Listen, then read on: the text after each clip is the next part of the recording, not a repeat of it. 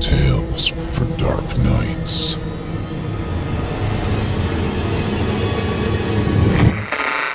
Want to make sure you never miss a Chilling Tales for Dark Nights video again? Be sure to subscribe and hit that bell to turn on notifications. Chilling tales for dark nights.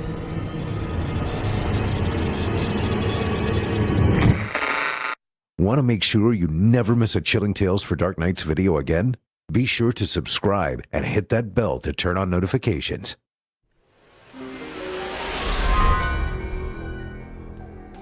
This episode of Chilling Tales for Dark Nights is brought to you by Small Town Murders. Find yourself with a little added free time on your hands? The back-to-school season is here, which means lots of newfound moments to get back into the things that you love. And I don't know about you, but this mama needs some me time after a summer of entertaining 3 little ones. So, your kids just got on the bus and that glorious morning cup of coffee is steaming in front of you. However, the games on your phone are overplayed to say the least. And what's worse is, you're all caught up on your true crime television and podcasts. What's there to do when all of the crimes have been solved and all the candy's been crushed? Well, there just so happens to be a new crime mystery puzzle game everyone is talking about.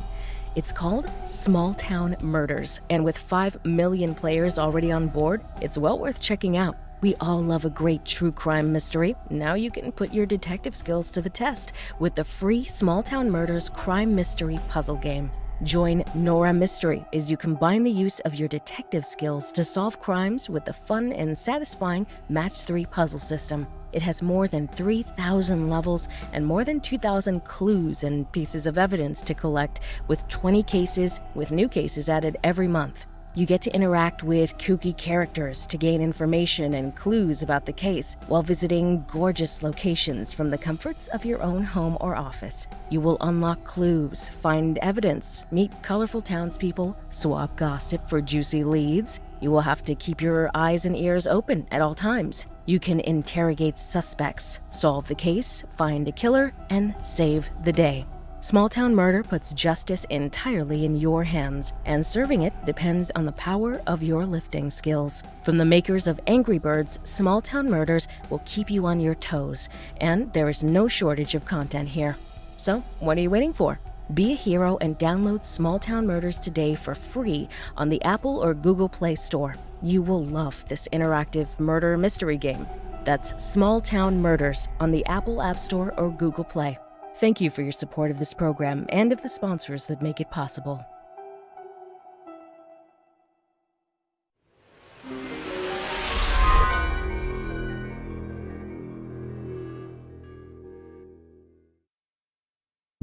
It's time to turn off the lights and turn on the dark. Chilling tales for dark nights.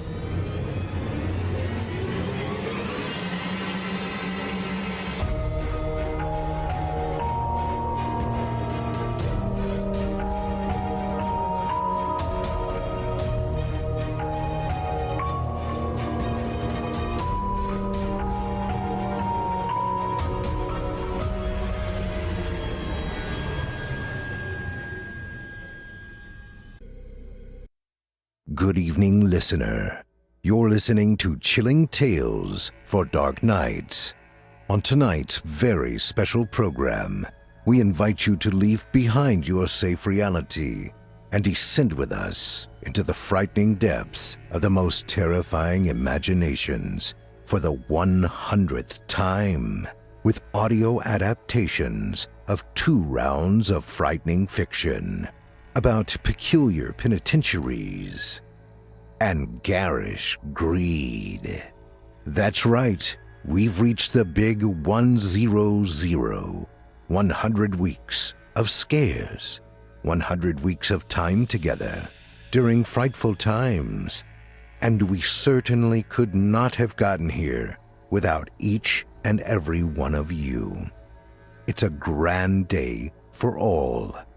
Also, as if that wasn't enough, both of tonight's tales are Chilling Tales exclusives, meaning you won't have heard them anywhere else. I'm your host, Steve Taylor, and tonight I'll be your guide as we traverse the dimly lit corridors of your darkest dreams for the 100th time. Joining us tonight to help bring to life the frightening fiction of Alan McDaniels and Josh Hill are voice talents Jonathan West and Jesse Cornett. Now, get your ticket ready, take your seat in our theater of the minds, and brace yourself. It's time to turn off the lights and turn on the dark.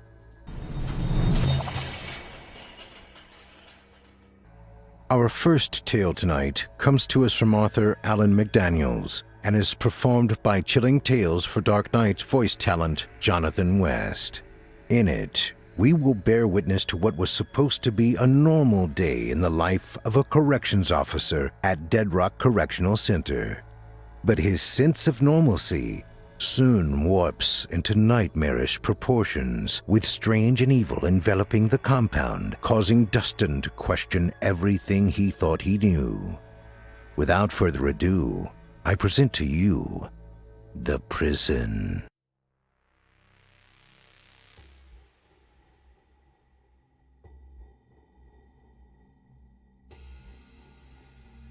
It began as another dreadful day working overtime in the hellish place we called home. Dead Rock Correctional Center, a place where we send tormented souls to suffer until the end of time. I was just 21 when I started, still green behind the ears. My soul was still intact with shimmers of hope in my eyes. 5 years later, what was once a hopeful young man seeing opportunity now stares at his neatly pressed black uniform with disgust, seeing only shackles. The shortage of staff has officers working on their days off, and today, on this dark, sunless summer day, my time has come. I was always a bigger boy than others, not around the belly, but around the shoulders. My father said I was a giant among men, put on this earth to defend. It only seemed natural that I should step into such an environment. I was used to being short-staffed, having to run around by myself conducting searches and breaking up the occasional fight. However, today we seem to have a lively shift. Enough people to do what they please, no sense to rush around for anything. And yet, here I was, standing when I could have had my head buried in my pillow. Dead Rock housed various men who had all done some bad. However, it varied in sickness. Housing 1,500 men in only 5 buildings, we separated them per their, shall I say illness? A and B building were petty offenses, drugs, drinking in public, simple fights, and so on. C and D were the hardcore guests. Those who had murdered rival gang members, assaulted women and children, and dealt with the hardcore distribution of drugs. E-building, well, that was another breed. Mentally ill residents were housed there. The twisted souls who lost their right to humanity long ago. Nearly all had done something unspeakable, something cruel. Some of their stories would send chills down your spine and have you running for the hills, or for a weapon to put them down with, depending on your stance. Despite its occupants, E-building was often silent. All inmates were heavily dosed and kept docile for their, frankly, our safety. All the savage men rounded up into one prison watched over like a hawk with prey. By a warden we like to call a devil. Today I get the privilege to work in the D building, the upper floor, which was known to house various gang members who had committed the sin of murder. Any sane man would refuse to walk into such a room with a uniform that acted as a target to a pack of marksmen. However, in this field, there is no room for frivolous things such as fear. I began up the concrete steps and immediately felt the hot, sour air crash against my face. I hadn't reached the entrance to the pod before beads of sweat began trickling down my shaven head and caught between the trimmed hairs of my beard. Perhaps it was stress that called for my brown hair to retreat quickly, or maybe poor genetics were the root cause. Regardless, I threw in a towel long ago and just simply picked up the habit to shave it. My beard was my pride and joy. I kept it within policy, no longer than an inch long and neatly combed and groomed. At first, I'd assumed I'd be mocked for having such a look at such a young age. However, all I got was, "It suits you," and, gave up quick, huh? My job today was to be the floor officer for Upper D Control. I'd be conducting the rounds and ensuring peace was kept. I'd worked in this building several times in my 5 years of service. The inmates all knew me, and despite their crimes, typically gave me no trouble.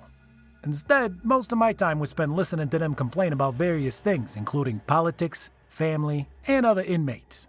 Often felt more like a counselor than an officer, but I consider those good days. Inside the control room was Officer Jones, a young woman just a few years older than me with pale skin and bright red hair that barely kissed her collar. No one called her by her last name. Always, for as long as I can recall, we addressed her as Red. The night shift had already left. Now it was up to us to keep the place together for 12 hours. In the end, that was all that mattered. The count had already cleared, and doors began to open with inmates running out to occupy the showers, phones, and seats where card games were previously set up. "Ready for another day in hell?" Red asked, looking away from the computer. I picked up a radio and placed it on my side, adjusting it slightly before looking up at her. "Yes, ma'am. Let's make the best of it." The day went on as regular. First breakfast call, then med call. By noon, they all went between the yard and lunch. The pod was virtually empty when I made my rounds. Still, I performed my job as normal, making sure nothing was out of place, and those that did remain complied with our guidelines. All in all, it was going well so far. Just a normal day in a dreadful compound referred to by staff and residents as the Prison of the Damned. It was a little past 2 as the inmates returned from lunch when Dead Rock earned its nickname. I was standing in the booth talking to Red about my wishes to be out on a lake somewhere far away, basking in the sun as the warm breeze brushed my face, when chaos erupted. All at once, several inmates began fighting. Even though it had just started, I could already see blood being spilled from faces by wailing fists. I hurried out the door while she called in a code alerting others of the disturbance. Outside, I withdrew my pepper spray in my left hand and my baton in my right. I entered the pod while only a few paid me notice as the sounds of rage filled the air. Kicking and the slamming of fists sent various bodies flying. Some even used weapons to ensure their opponents stood no chance of winning. I barked an order for them to stop, but no one gave notice. I growled, feeling my anger bellow within me as my feet planted firmly on the cold concrete floor. "Enough, or I'll see to it you all go on lockdown for a month." A few cast their eyes on me and withdrew, but others remained locked in combat. Talking would not fix this. I learned that from incidents before. The sound of stomping sent my eyes back to the entrance as reinforcements stormed in. 7 more officers rushed in like the hounds of hell, snapping their jaws for a taste of flesh. Denying them a meal, I unleashed my can of pepper spray upon the several still brawling. In an instant, all fell to the floor, screaming out as their sight was taken from them, and a burning sensation filled their nose, mouth, and eyes. My reinforcements, almost sad that I ended the fight so quickly, joined my side, and then, like a pack of hunters, we spread out to collect our trophies. We handcuffed them all in a matter of seconds, and the others began to take them away to be examined by medical personnel before being thrown in the hole. The hole was a place of absolute madness. A dark room where the only company you had were your demons.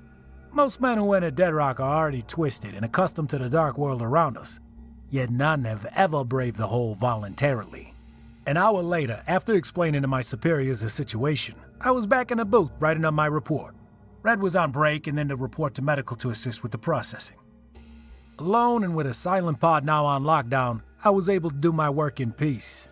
It was a rare gift in a place such as this. As I wrote my report, recollecting every detail of the fight and my actions, I felt eyes staring at me. A sickening feeling rose in my gut as I pried my gaze from my work, staring into the window that looked out upon the pod. The inmates all stood at their doors, staring through the small gaps, all of them looking at me. I usually would growl and return to my work, but this was different. Something was different. Something was wrong. Their eyes were all black as coal, and skin pale as sheets of snow. My heart began to pound as I stared into the vast, twisted souls who seemed to sense my unnerve and lick their lips in hunger. My hands began to tremble, and my body shook as if I felt something I hadn't felt in years. Fear. I pulled myself away only to be caught by something else. The monitor hanging above the computer had begun flashing. Normally it was positioned on an angle that would show everyone looking at the yard where inmates went to experience fresh air. However, now, it was changing faster than my eyes could keep up. Fear was replaced by confusion, and I almost questioned if this was some prank before the monitor finally settled on a screen. It was medical. I could tell immediately by seeing a nurse standing in the camera's direct view. Though it was only in black and white, I could easily fill in the color gap and would recognize the nurse's blue scrubs anywhere. It was just a standard view if one were to cast a quick glance, but while I studied the monitor, it revealed a dark scenario that genuinely represented the name Prison of the damned. The nurse held a pair of long scissors and was swinging them at figures. I could only catch a slight glimpse of arms and legs, mostly with the occasional head poking out. She was standing in front of something. Someone. Behind her was a body wearing formal clothes, laying still but for the minor twitch of a leg, a dark pool underneath them spreading across the floor. I quickly grabbed my radio and called a code advising them of the situation and that staff was in desperate need of help. That someone was seriously injured. I waited for the questions. I waited for the phone to ring, to hear screaming, panicking voices asking me what I know. But instead, I was greeted by silence. Whispers began to trickle into my ears as I looked up to see the inmates still staring at me, licking their lips. I turned my radio up but only caught the shuffling sound of static. Quickly, I tried the phone, but my heart sank as a dead tone rang through my ears, sending a cold, deadly quiver through my core. I did what I think most would do with no other way to contact anyone and unable to leave. I watched. The nurse was no longer wielding scissors, but instead held what appeared to be a can of gasoline, in which she spilled out on the floor, then collapsed to her knees and with her bloody palms scrubbed as if trying to clean it up. Confusion and fear swept me, but still I was compelled to see how this ended, how this madness unraveled. The radio spoke with a voice so soft and so frightened, my heart leapt as I clutched it tightly. "Please," a whispering female begged from the depths of a sorrowful soul. "Please help my sister." Before I could press a key to respond, another voice broke free. This one dark and low, loud and violent, shouting, "Damned!" I nearly threw the radio to the floor, hearing the voice screaming at me. "Damned!"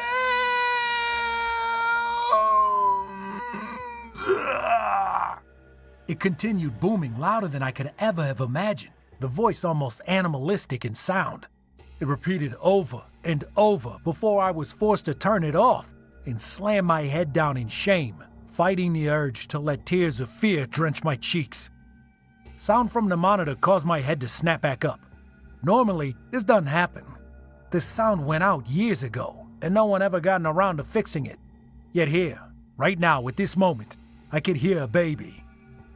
Yeah, a baby's cries. Looking up, I saw a white-haired elderly woman with skin sagging in the texture of leather. She wore pants but was topless as she pressed an infant baby to her chest and began feeding it to soften its cries. The impossibility of it all caused my head to spin. The inmates who only stared now shouted.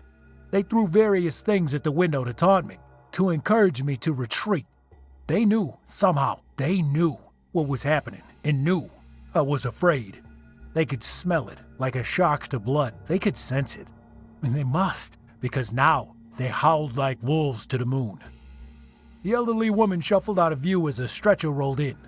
No one pushed it. It glided with ease, and I could almost hear the wheels grind and squeak. The foam padding was distorted and misshapen, and I had to squint my eyes to get a better view. I could see now what appeared to be a face pressing through the foam, as if it were about to burst free. The mouth opened wide, and I could only imagine screams of terror were trapped in the padding. Two hands pressed hard against the foam padding of the stretcher and began clawing from the inside. As I watched, I could see small tears begin to form and black pus seep out. As I watched in horror, the figure continued to claw, trying to free itself, and three small figures crawled up from the legs of the stretcher. They were tiny, like infants, only their hands were larger with long, sharp claws on both their hands and feet. Their skin was a dark gray color with void sockets instead of eyes.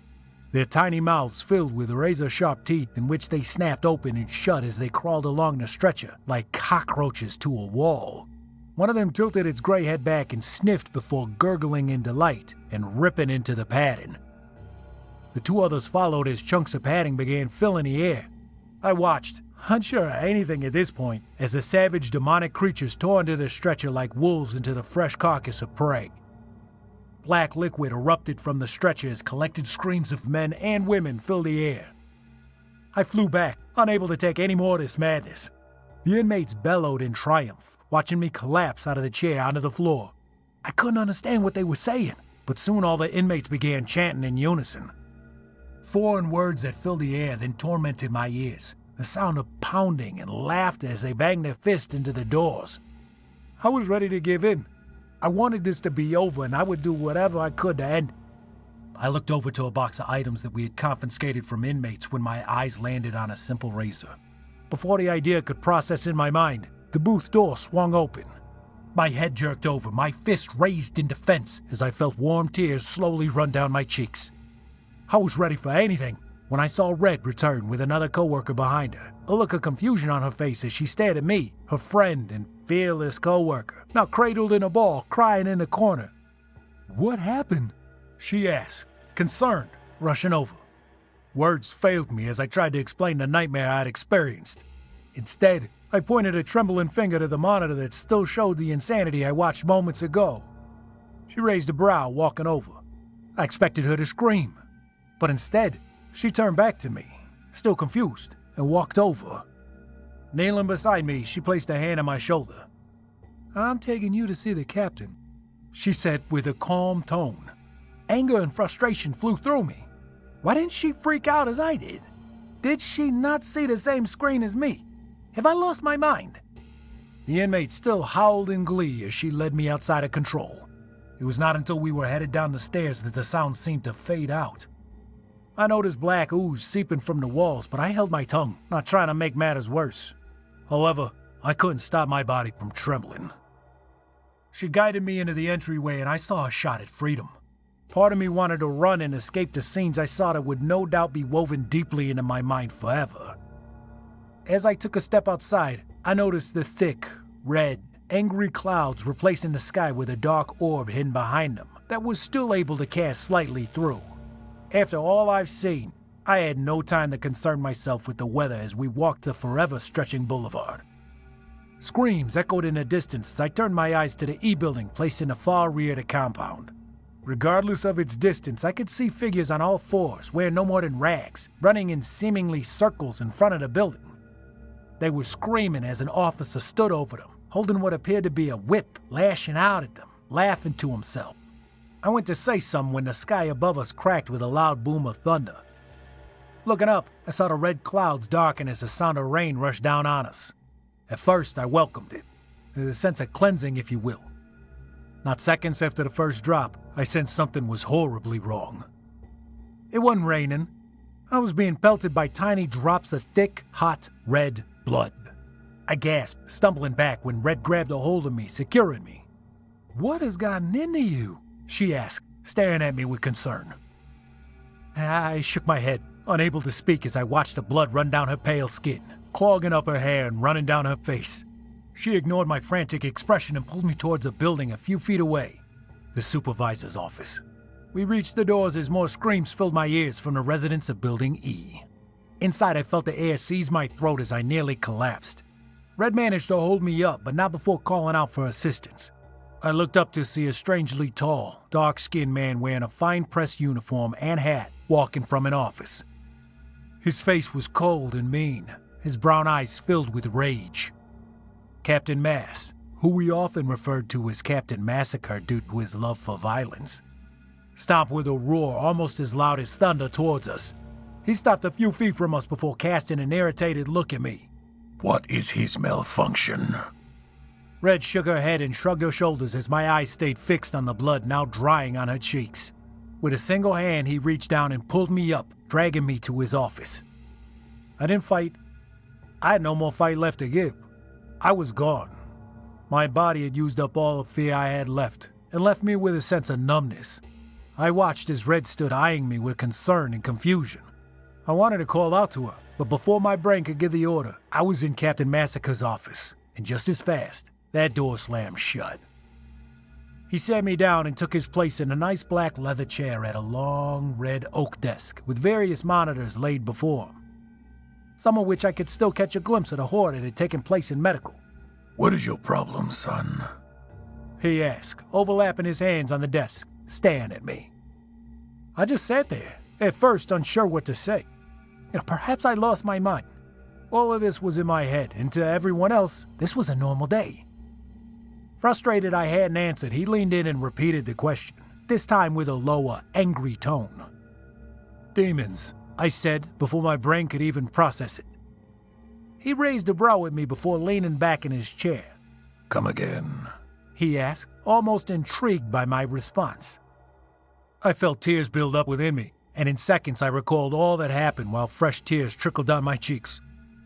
He listened to every word, not interrupting me once, nor did he give me any true facial expression that I could use to determine any thoughts he might have had. Once I finished, the room was filled with silence. He just sat there, staring at me. After what seemed like an eternity, he nodded, picking up a phone beside him, and dialed a number. "Do you think I'm crazy?" I asked with a trembling voice. He brushed my question aside as I could hear the phone ring.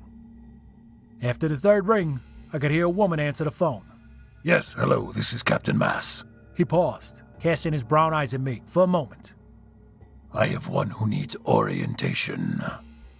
He said, his voice calm, as if this was just an ordinary problem he'd faced thousands of times. Yes, ma'am, that is correct.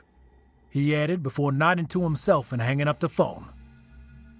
He took a deep breath before returning his attention back to me, overlapping his hands once more. Tell me your name.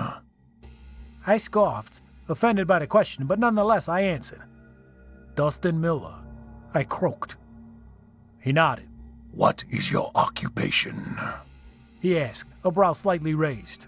I looked around, confused by his line of questioning. This had nothing to do with what I saw. He must have sensed my frustration because he leaned in and once more repeated the question. I'm a correctional officer at the Prison of the Damned. I snarled, only moments too late to realize I used Dead Rock's nickname rather than its official title. I caught a smirk on his face at my words, but before I could respond, I heard 3 knocks at the door behind me before the door swung open and a figure appeared. It was a woman wearing an all-red dress suit, white shirt, and blood-red tie. Her short blonde hair cut neat with a pair of harsh yet kind blue eyes. This is Susan Flame from Human Resources. She is here for the orientation process. The woman nodded and took a step into the room before closing the door. I don't need an orientation. I've been here for 5 years, I shouted defensively. It is completely understandable, Mr. Miller. You would be surprised how many times this process must be completed, she said in a flat tone. As she walked over to an empty chair, I raised a brow. She swatted away imaginary dust before taking a seat. Can you tell me your name? She asked. Dustin Miller. I roared angrily. She nodded in response and quickly looked over at Captain Mass. How old are you? She asked. 26. I growled, still angry. She nodded once more, looking over at the clock on the wall as if she had other places to be. How did you die? The question hit me like a train. What kind of sick joke was she playing? Excuse me? I bellowed at her, looking over at my captain for support. Answer the question. Captain Mass insisted. There is no answer. I'm not dead, you idiot. I roared, no longer caring about any of this madness, just wanting to be free of this and return to my bed. I see, she said, taking a sigh. Would you like for me to leave? Captain Mass asked her. She shook her head and then looked at me. I don't see the need for such formalities here, she replied. I stared at the two with complete shock, not sure what to make of any of this. She turned to a filing cabinet near her and opened a drawer. After a few moments of shuffling, she pulled out a file and set it on the table. She opened a vanilla folder and began reading to herself for a moment. After a few seconds of infuriating silence, she looked up at me. Dustin Miller worked at Riverbank Correctional Center until the age of 26. He passed during a riot. I looked at her, tears building in my eyes. What the hell are you on about? Right word, wrong context, she tisked. Think about it. Let the words sink in. You were young, fearless, charged in to save one of your co-workers, but you ignored what was happening. Captain Mass added. I turned to him and went to yell, but before I could, my brain began spinning. In seconds, I saw images of a massive crowd of inmates swarming officers with weapons. I blinked, unsure what to make of it. I see we're getting somewhere, Susan smiled. But I'm alive, I croaked. Captain Mass shook his head. Sorry, son. We all bite the bullet someday. You bit yours when you went to help co-workers who were already lost. You suffered wounds that no doctor could heal, at that time at least. He sighed, almost remorseful. I went to argue once more when my stomach flared up with pain that I somehow felt before. It felt as if my insides were being twisted and yanked out. I screamed out in agony before balling up in the chair. "It will pass once the memory is complete," Susan said, not concerned by my pain. I wanted to curse, scream, and start fighting, but the pain was unbearable. As it heightened, I nearly collapsed onto the floor with memories flooding my brain.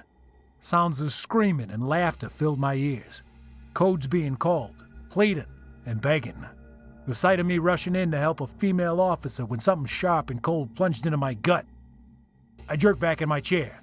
The pain was gone just as swiftly as it came. "I'm dead," I moaned. Both Susan and Captain Mass nodded in unison at my words. "I'm in hell," I frowned. "Yes, of sorts." Susan nodded. "As a correctional officer, you know how to control people. You were useful, and being that you lacked faith, you were a suitable candidate for the job." She added with a slight smile and a nod. Not enough Sundays in church. Captain Mass grinned. I didn't say anything. How could I? How do you respond to something like that? "It's fine, Mr. Miller. This happens every so often. Sometimes we forget who we are and are sucked back into a life we left. It happens more than you know. All we have to do is simply remind someone of their situation and everything is settled." Susan said, "How could she say it so easily?" I answered before I could even realize, because it really was that easy. Just that simple. So, who are you? Captain Mass asked, raising a brow. I felt my stomach tighten slightly and my heart begin to race before I took a deep breath and sat back in my chair, keeping my back straight. I closed my eyes, thinking for a moment, before opening them to answer his question. "I'm Officer Dustin Miller, and I guard the damn souls of hell."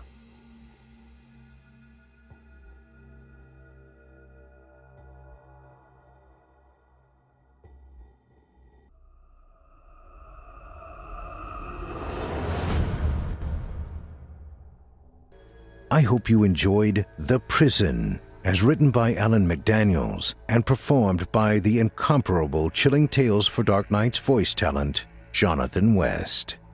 To find more of author Alan McDaniels, visit simplyscarypodcast.com/McDaniels, spelled McDaniels, and you'll be directed to his author profile on creepypastastories.com. Jonathan West's performances can also be found right here on our very own network through his podcast, Horror Hill, now in its 4th season.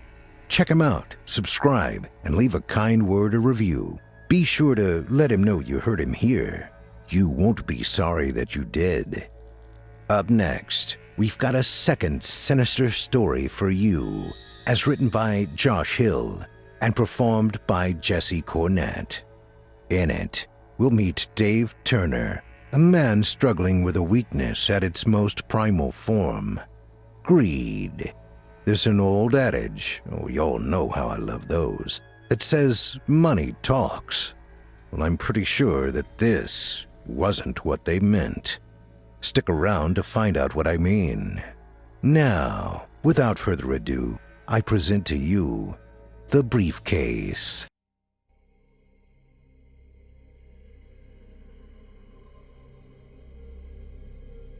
Dave Turner screeched his car to a halt at the local gas station after work. The sun had not even risen yet and he was exhausted. He sat in his car for a second and listened to the radio. The news was always about depressing stuff. The broadcasters were saying something about a father who had killed his family and then himself. Dave switched the channel to some music. Stories like these always made him sadder. He shoved open the door of his late 90s sedan and fished around in his pocket for his wallet. He stepped up to the gas pump and sighed. His sunken eyes watched as the numbers on the pump ticked up. He released the pump with a sigh of relief when he felt that he had enough gas for the week and shook the last remaining drops left in the hose into the tank. Free gas, he thought to himself. He went inside to pay and pulled out his sad little wallet. A pretty cashier greeted him with a smile. "Hello, and welcome to—" "Oh, hey, Dave." "Patty," he replied with a nod. A fake smile plastered on his face. Everyone at this gas station and convenience store knew his name. He spent many hours here buying groceries. Dave looked around at the candy and chocolate. He knew he didn't have the money to treat himself. "Debit?" Patty said, tapping away at her computer. Dave imagined her leaning over the counter and giving him a big kiss. He had not even touched a woman since his wife took his daughter and left him not even 5 years ago.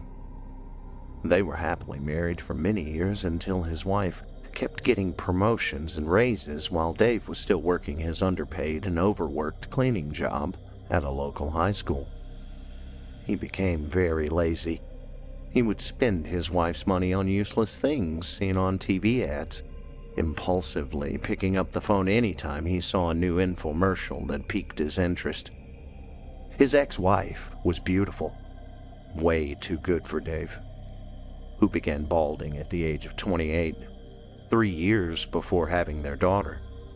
He still remembers the day of her birth, taking the day off work to visit his wife in the hospital, and later feeling numb as his wife told him she would be taking their newborn daughter to an undisclosed location across the state and shoving divorce papers in his face. "Credit, please," Dave replied, looking down at his feet. He could see his socks poking through holes in his shoes. He always felt bad using the credit card, but he knew his debit would just be declined. He always pretended that it was just a mistake, but he knew full well it was because he was poor. Dave hated the word poor. It made him feel useless. "Alrighty, that'll be $38.76 on pump 2. She handed the debit machine over to Dave, whose filthy yellow nails scratched the back of it as he took it from her. Dave inserted his credit card. He coughed into his left hand as he typed in his PIN with his right. He dragged his feet back to his car, making eye contact with a man who was pumping gas into a sleek-looking sports car. He thought of the things he would do for a car like that as he pulled on the rusted handle of his driver's side door. The door opened on the third hard pull, and he slumped down on the seat.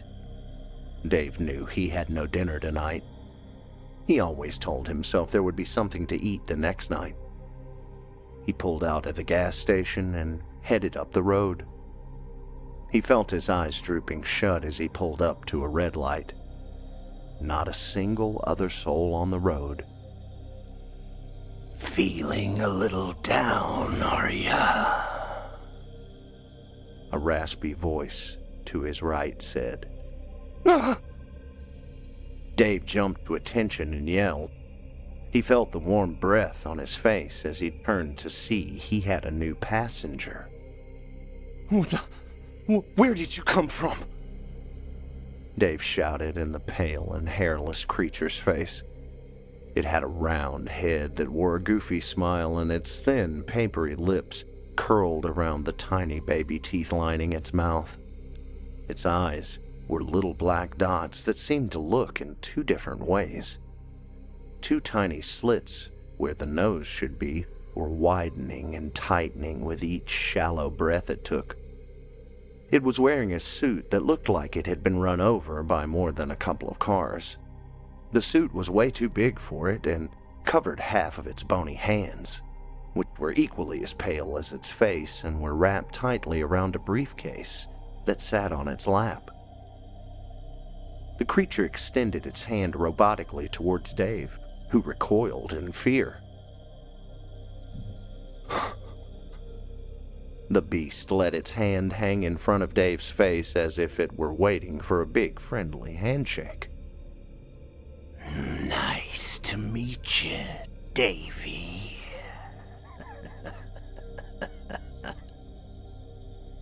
the figure said.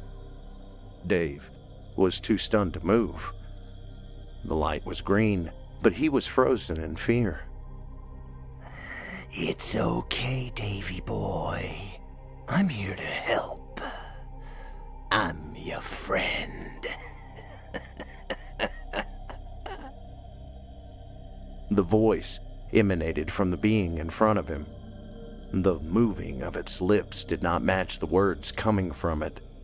Its silver tongue thrashing around in its mouth looked like it was trying to escape, not trying to create words. What are you? And... Dave stuttered. The creature moved a bony finger up to Dave's lips, shushing him. Shh. His nose and lungs burned from the stench. The creature moved its hand back over to the briefcase and slowly opened the metal clips. The creature turned the briefcase towards Dave and opened it. Stacks and stacks of $100 bills made Dave's eyes widen. They were smooth and clean as though they had just been printed. Dave was speechless. For lack of a better word, the creature closed the briefcase once more and clicked the clips back shut. It turned, faced Dave with a wide smile. This can be all yours. It hissed to Dave. How? Dave stuttered. We have to have a little fun. Do you like games, Davy? Everybody loves games. Just tell me you're ready to play.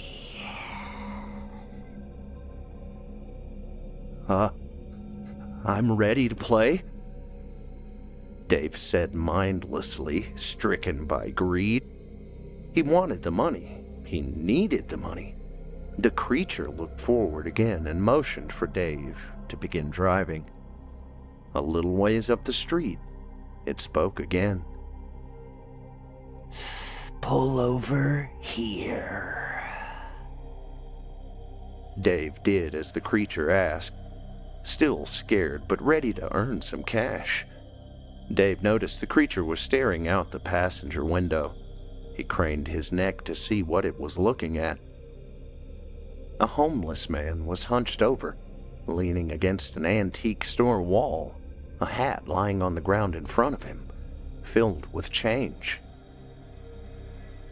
I want you to go up to that filthy beggar and spit in his face. The creature said with a look of joy on its lips. Dave did not reply. He furrowed his brow, a look of sadness on his face. He glanced down at the creature's lap. It was pulling out stacks of money. It held a stack of 100s up to Dave, his eyes widening as he read the band around them. $1,000. It had been too long since he had even seen that much money. Dave nodded and opened his door. It squeaked open, and the homeless man looked up at him. His gray beard glistened in the moonlight, and his sad eyes met with Dave's equally painful eyes. He stopped before the man, who attempted to give a friendly smile. Dave closed his eyes and took a deep breath before spitting on the beggar's face. The beggar winced and reached for his face. His frail arms shook as he raised them. The beggar was too hungry or too stunned to do much more than shield his face from Dave, who stood over him with a dominating presence. Dave turned around when he heard the window of his car being rolled down. A bony hand emerged from the darkness, holding a stack of $1,000. He snatched it as if it would disappear at any second, grazing the ice-cold skin of the creature. He then walked around the front of his car and headed back towards the door. Wait, the creature said.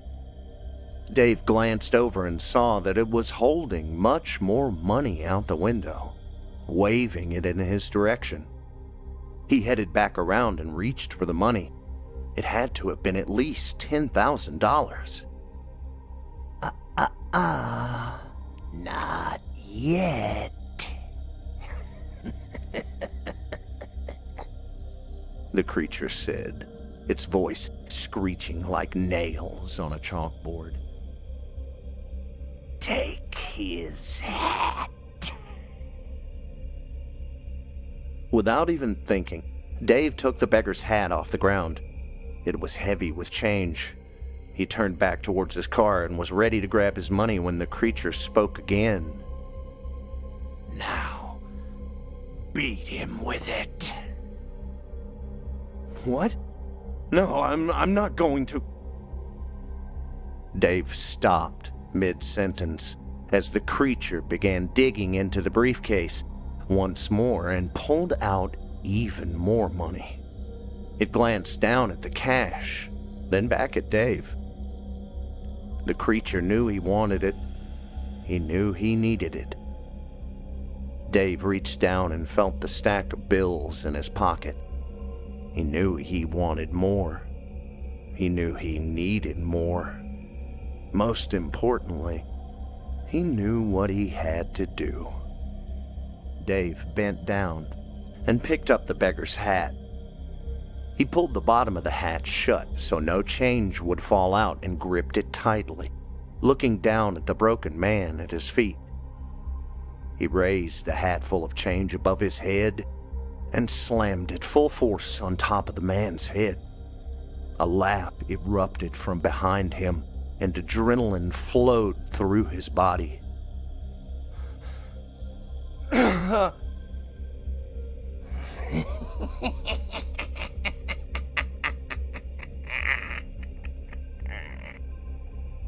The man's head flew back against the wall with a crack. Dave could smell blood as he swung the hat back and forth across the man's face.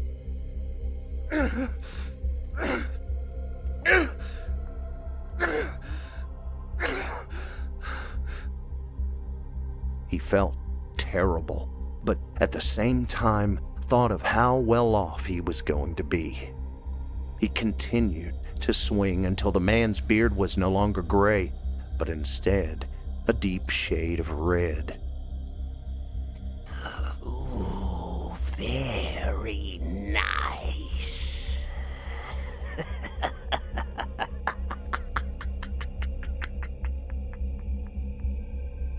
The creature said smugly, handing Dave 13 more stacks of cash through the window. Dave's heart was pumping, and tears were flowing down his face as he headed back towards the car. He fumbled the stacks of cash in his arms. An hour ago, he barely had enough money for gas.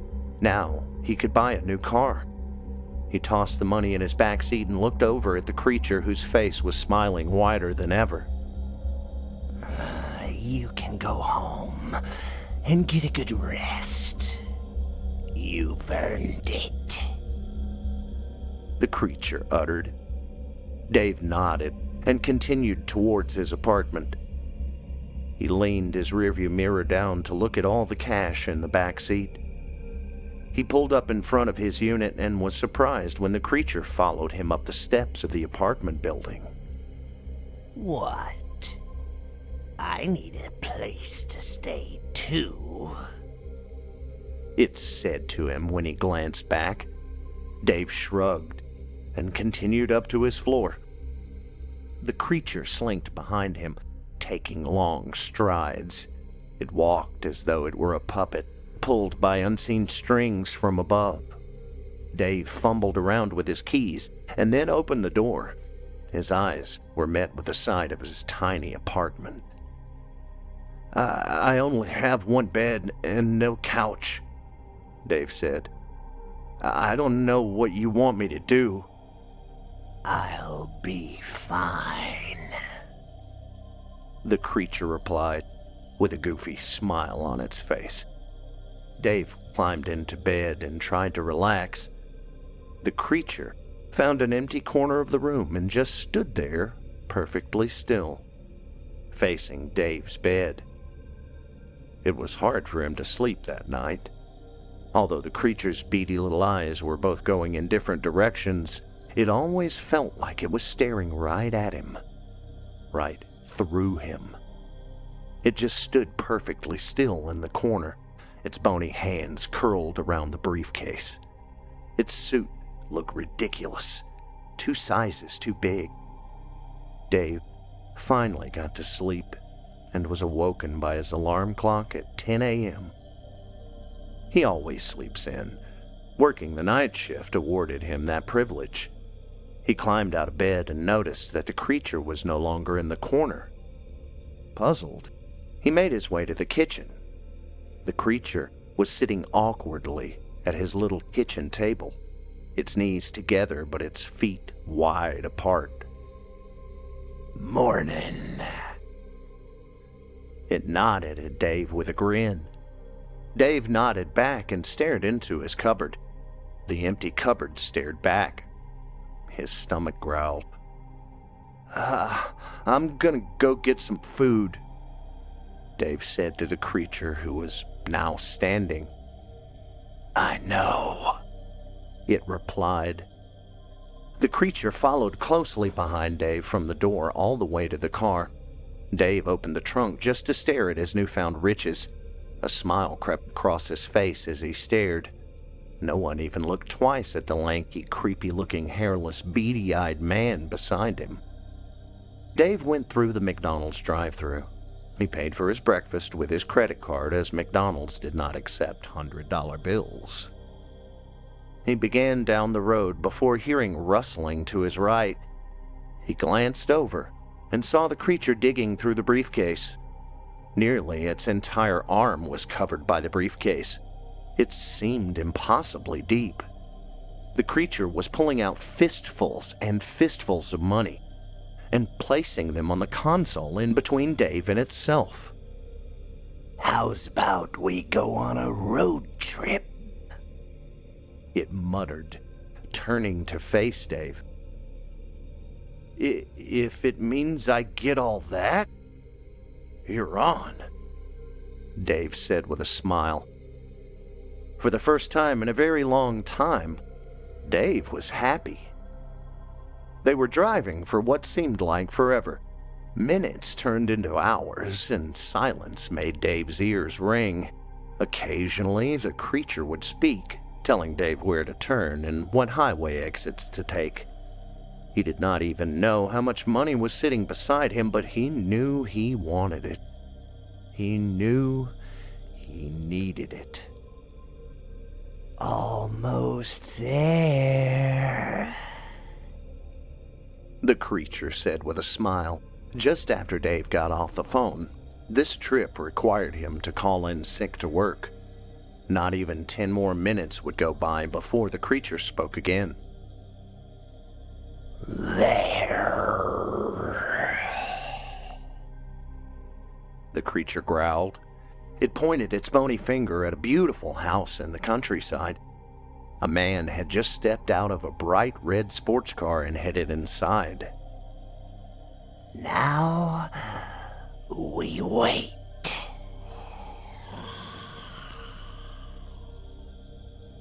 The creature said. Dave sat in silence with his new companion. As the sun finally went down past the trees, the creature clicked open the briefcase and reached into it. Instead of money this time, its hands re-emerged with a knife. It was nearly a foot long and must have been the very definition of sharp. It looked like something straight out of an old horror movie. Dave imagined Michael Myers walking down a hallway with it in his hand. You will kill this family, and you will get the rest of the money. the creature said in a gravelly tone, handing the knife to Dave. Handle first. His breath got caught in his throat, and he winced when he heard this. The words cut more profoundly than the knife ever could. Kill a family? Dave spoke quietly. Beating up an old beggar was bad enough, but I could never kill someone. The creature smirked when Dave said this. He reached for the radio dial and turned it. The radio hummed to life, and the news began to play. A homeless man was found beaten this morning, said the reporter on the radio. He was rushed to the hospital but suffered fatal head injuries and was pronounced dead today at 10 a.m. If anyone has any information on this, please. Dave slammed his fist into the dial and shut the radio off. His heart sank. He had killed that poor man. The creature was looking at him. Dave was looking the opposite way, but he knew it was staring at him. He could feel it. No, we are driving back, Dave declared. But the car in driving was about to leave when he heard a shaking sound coming from the creature. It had turned the briefcase upside down and was shaking out money. The money filled his car. The thing reached its skinny arms around the back of the seat and shook the briefcase out into the back seat. Stacks of money, millions, were pouring out. Dave remembered all the unpaid credit card debt. He remembered the power to his room being cut off for weeks when he could not pay his rent. He remembered all the sleepless nights where his belly was so empty it felt like 1,000 needles were stabbing his insides, causing him to roll and wince in pain. He put the car back into park. Holy... Dave exclaimed. The creature looked back at him with a crooked grin. It'll be quick, you know, the creature said through gritted teeth. In and out.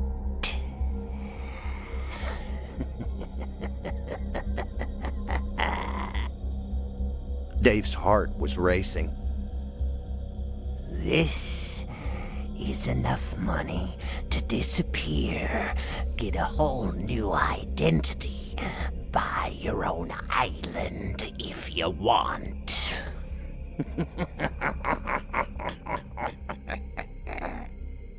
The creature said with a laugh. The whole time it was speaking, cash was pouring out of the briefcase until the back seat of Dave's car packed.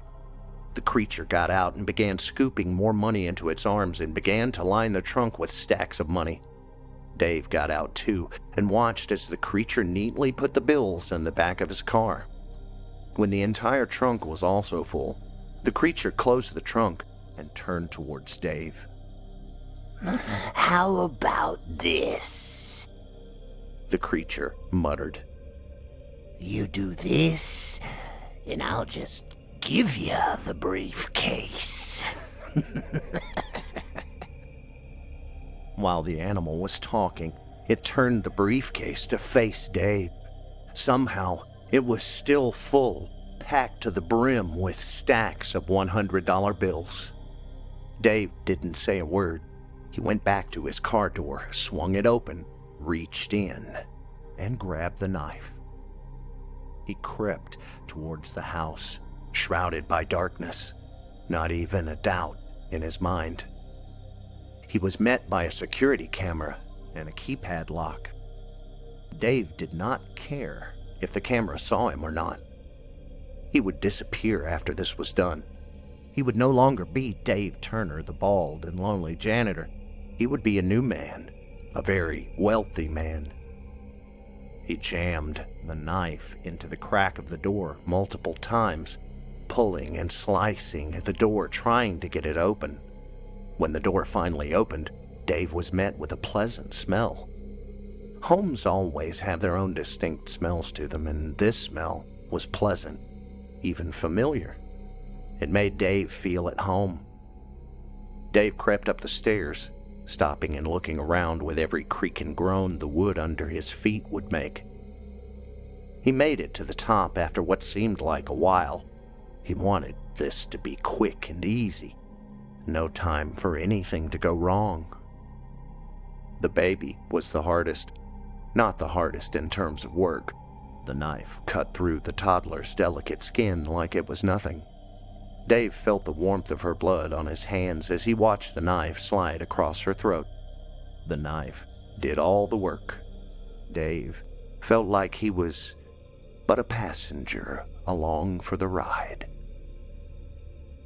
As Dave crept toward the parents' room, he could almost swear his pockets felt heavier.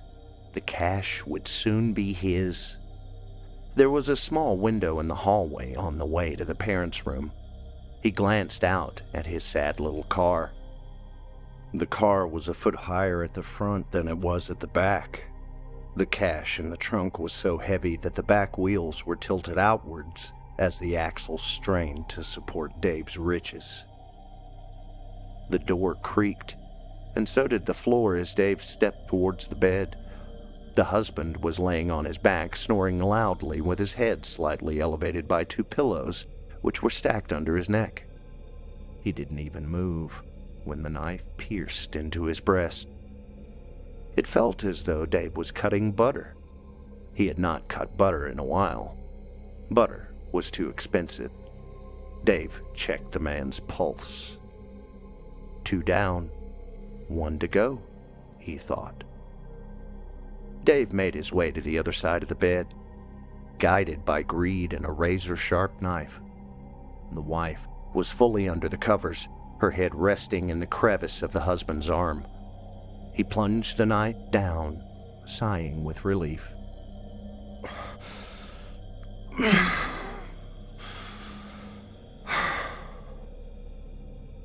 Dave gripped the blood-soaked comforter and pulled it down. He grabbed the woman by the hair and pulled her up, feeling for a pulse.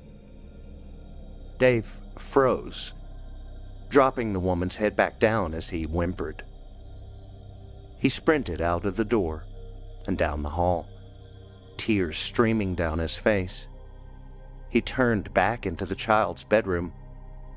He saw a friendly-looking caterpillar painted on the wall, only slightly illuminated by the Tinkerbell nightlight humming in the corner. He rushed over to the bed, picked up the child, and held her close. The room reeked of blood and tears. He brushed the hair out of his daughter's eyes and cried until he had no more tears left to give. Stumbling down the stairs, he tripped over his feet on his way out the door. Dave hopped in the car and started to drive as fast as he could. Every time he blinked, he could see the lifeless faces of both his ex-wife and his daughter with a look in their eyes, asking him, why? The tires on his little sedan screeched as he pulled into the parking lot of a liquor store. Dave decided to drink until he was so numb that he forgot everything. His feet dragged on the way to the back of the car, and he groaned as he lifted the back of his trunk. He peered into it as emptiness looked back at him. Dave's heart began racing. Where was it? The briefcase, the money. It was only then that Dave felt the total emotional weight of his actions. He buried his face into his hands, attempting to cry, but his tear ducts had run as dry as his mouth. The man fell to his knees, crawling back to the door of his car. It took all the energy he had left in him to pry open the door. He stood up. Well, at least he tried. His knees were so wobbly that the best he could do was a half squat. But a half squat was all he needed to grab the knife and slide it across his blood-dyed wrists. Dave felt no pain in his wrists. It was all in his heart. He slumped down, and sprawled onto the ground beside his car, looking up into the night sky in a pool of blood. He felt his eyelids begin to droop. First, one eye closed, then the other. Next, they both suddenly opened. His eyes needed no time to adjust to the light in front of him. He was in the passenger seat of a car, his bony hands wrapped tightly around a briefcase that was sitting in his lap. A goofy smile spread across his face. His thin, papery lips curled around his tiny baby teeth as his tongue thrashed around in his mouth. He turned toward the driver of the car, who stared back at him with fear. Dave wanted to play a game. He needed to play a game.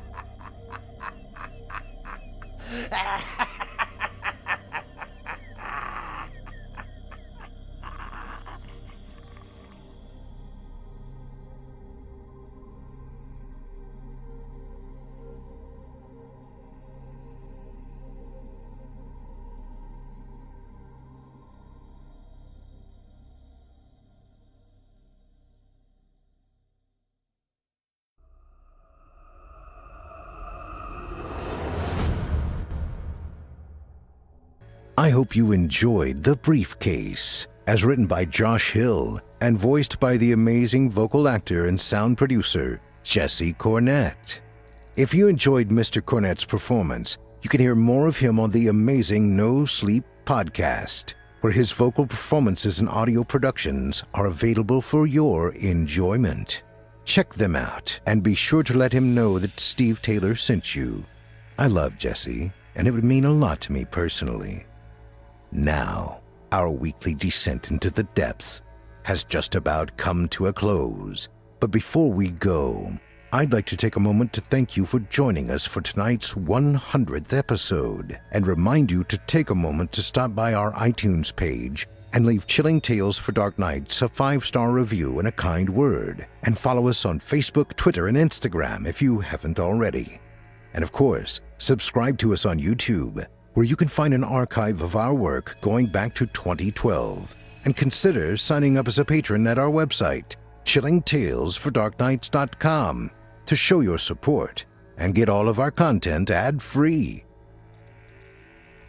I'm your host, Steve Taylor, and it's been a pleasure. Thank you again for letting us into your homes, your hearts, and your heads for the past 100 weeks. Here's to 100 more. Tune in again next week when we once again turn off the lights and turn on the dark. Sweet dreams, listener. Sweet dreams.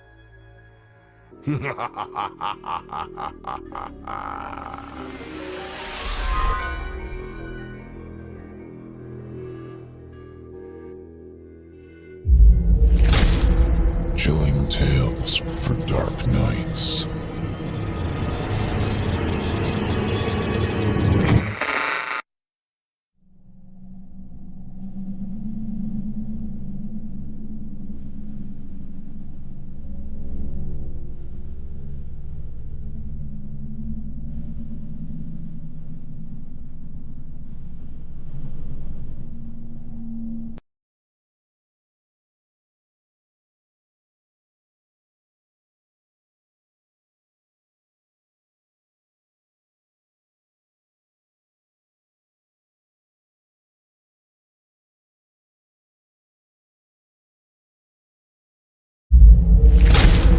Chilling Tales for Dark Nights.